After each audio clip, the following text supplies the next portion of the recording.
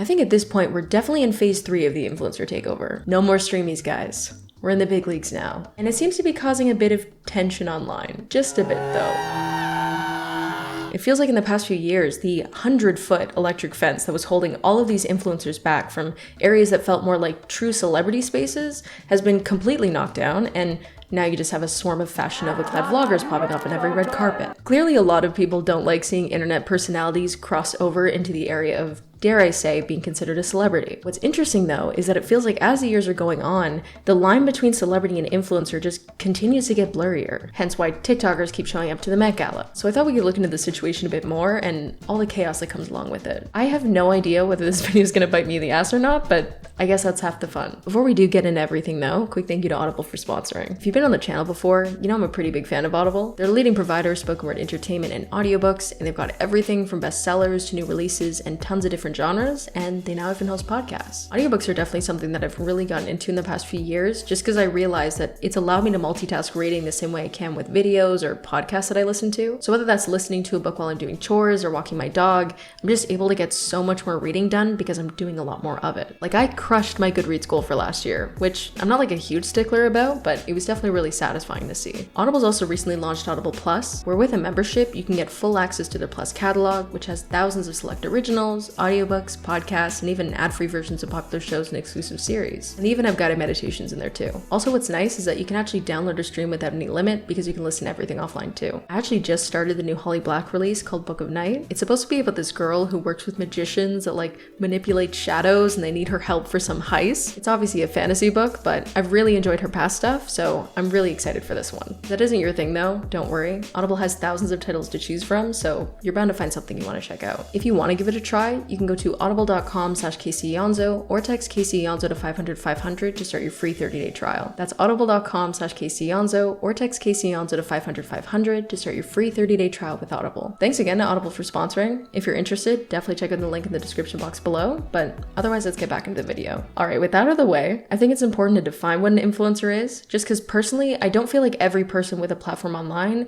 necessarily falls into that category. Honestly, there are tons of different genres of content you can make that can earn you a platform online, but I think to be an influencer, it's more of the lifestyle/beauty creators that tend to fit that category because they're more likely to rub shoulders with actual celebrities. It can definitely get a bit confusing because, for example, Markiplier, technically numbers-wise, has a lot more influence than the people that I would consider influencers, but I don't feel like he fits into that category. Where I think the line between celebrity and influencer starts to get incredibly murky is the lower that you go down the tier of celebrity. There are tons of mid to low tier celebrities these days that I'd consider to be more influencer than celebrity because of the way that they act online. Mostly because they're stuck in a situation where they're too small of a celebrity to be able to pull off that whole elusive, secretive stunt. So to generate promo for themselves, they have to be active online, and a lot of the time that just risks them coming off as an influencer themselves. But because they were on a big TV show or movie, they still managed to be considered a celebrity. And what's crazy is that almost every criticism that people have for why some influencers shouldn't be at true celebrity events or even considered a low-tier celebrity at all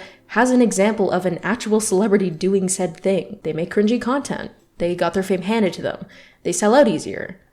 Why are most of these examples Liam Payne? What's funny about it though is that the war between influencers and celebrities doesn't really have to do with the influencers and the celebrities fighting each other, but more than normies fighting the influencers on the celebrities' behalf. Which is kind of ridiculous when you realize that we've essentially been showing up to an empty battlefield in a clown car. The actual road for these influencers to get into these spaces that us normies hate seeing them in so much though has definitely not been an easy one. I think the reason things started to kind of shift in their favor was mainly because celebrities realized what they could gain from them. I really don't think it was a coincidence that most of the first experiences of influencers and celebrities hanging out with each other was, of course, when they were promoting said celebrities' new product lines. We had definitely seen YouTubers interact with celebrities before, but never to this extent, and it was around this time that we started to see a lot of influencers popping up at smaller award shows, which I think for the most part, nobody really cared enough to notice. Because I mean, at the end of the day, who really gives a shit if Charli D'Amelio's at the American Music Awards? I mean, they invited the Canadian Property Brothers one year. Make yourself at my home, tell me where you've been. The bar's on the floor over there. But since 2019, influencers have been scoring invites to way bigger events like the Met Gala and the Grammys. And it started to piss a lot of people off because they had previously seen these events as too good for influencers. You can let the riffraff in at the smaller events, but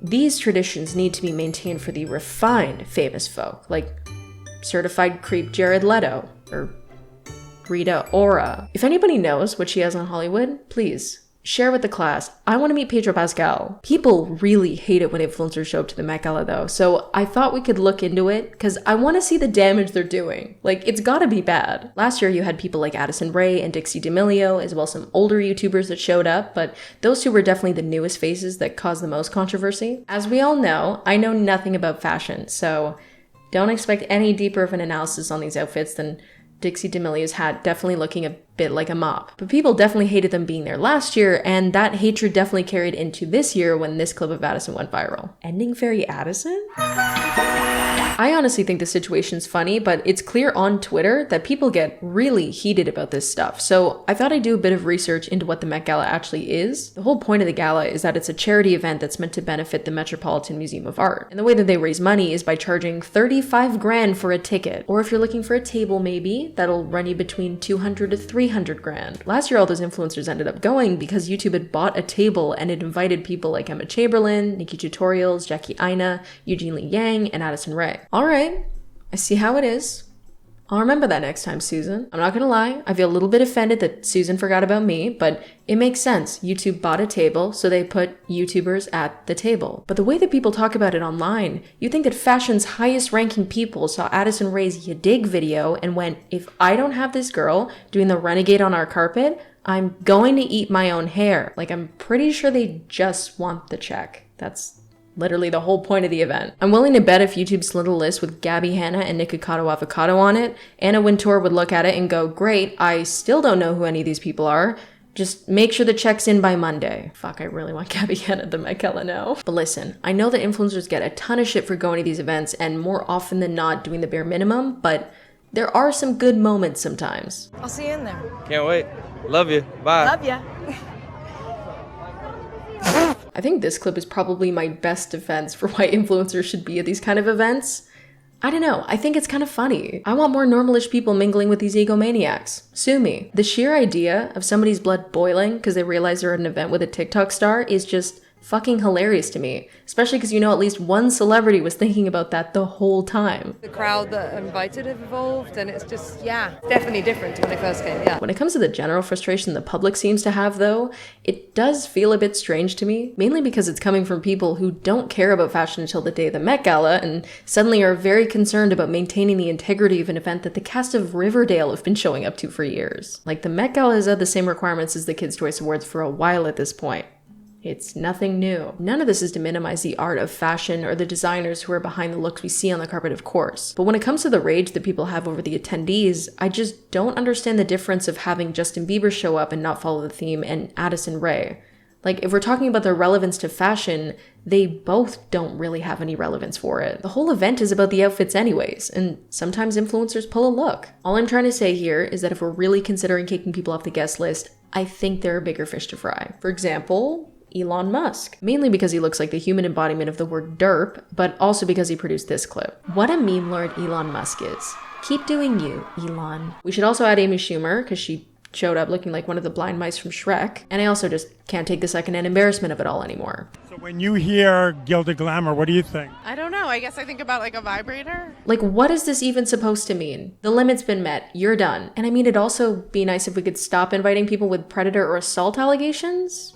Maybe, I don't know, maybe that's too much to ask. The hatred for influencers at events, though, definitely doesn't start and end at the Met Gala, though. A similar situation happened at the Grammys, where, once again, Addison Rae got in shit because she showed up. Funnily enough, though, I actually think this is one of those big events where TikTokers should have actually been invited. Not necessarily Addison Rae per se, but mainly the TikTokers who created those dances that helped a lot of the nominated songs become as popular as they are. Like, maybe we should be sprinkling in a few of those silly little dancers into the mix instead of, oh my god, go away! I'm starting to realize as I'm filming this, it might be easy for people to watch this and take it the wrong way than what I mean it to come off as. This isn't about bringing influencers up a peg. I don't think they need any more smoke blown up their ass. It's more so about bringing the celebrity sphere down several. It's glaringly obvious that these events don't give a shit about the things that they're celebrating anymore, and I feel like a lot of people online, when they look back at past years for these events, they definitely have some very thick rose-tinted glasses on, because honestly, there have always been famous people for just being famous showing up at these things. And while I totally get the arguments that some people online have saying that the wrong influencers went and that there are people more deserving, I think it's kind of weird that we're pretending that the celebrity world isn't always about numbers in the first place. Like, of course there are people better suited to go to that event.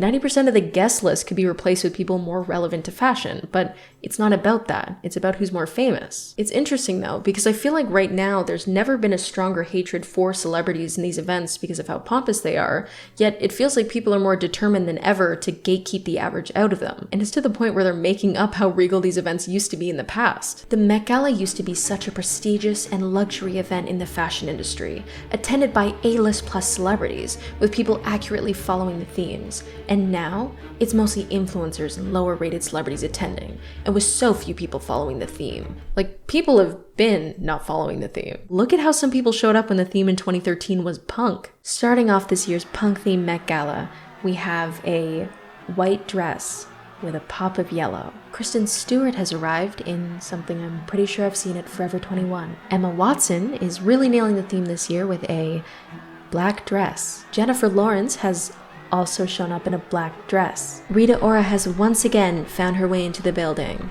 Can we please call security? And now we have Miss Gwyneth Paltrow arriving in a hot pink blanket. God, I love her. Like, yeah, you know what? She's right. I miss when the Met Gala used to be about culture. Like, showing us the same black dress over and over again. Like, maybe these events would have been more interesting if we threw Snooki in the mix. She would have killed camp. Don't get me wrong here though, I'm definitely guilty of romanticizing past celebrity eras too. Honestly, you could probably find a video of me complaining about influencers showing up to events like these. But I don't know. I feel like I've just recently become a lot more neutral about it all. I think it's mainly because I just don't really view those celebrity spaces anymore to be nearly as glamorous and amazing as I used to. And I guess also because it just makes sense to me. Celebrity culture is dying and they have to start paying attention to the people that younger generations care about. If they don't, they're just gonna completely fall off. The celebrities just aren't celebritying the way they used to. And I think it's about time that they start changing things up. All I ask is that maybe we throw in some fun ones too, make it a bit interesting. I have a feeling this might be an unpopular opinion, so definitely feel free to share your thoughts if you disagree with me. I won't take it personally. Actually, you know what might be fun? Drop an influencer that you wish was at the Met Gala, either because maybe you thought they genuinely deserved it, or you want to see what kind of chaos they'd create. My choice is definitely very obvious. I'd like to see Gabby Hanna there, mainly because I think she'd probably break out into song on the stairs, and that's just all kinds of amazing. Theme-wise though, I think it's about time for a merch theme. I want to see every celebrity have to wear the horrendous shit they charge their fans $80 for. Hopefully you guys enjoyed the video though. If you did, feel free to give it a like and subscribe to the channel. It really helps me out. If you want to see more stuff from me, you can check out my second channel where I post smaller commentary videos that are actually cut down streams from my Twitch, which you can also check out. I'll also put all my other social medias down in the pinned comment below, but otherwise, thanks again so much for watching, and I'll see you guys in the next one.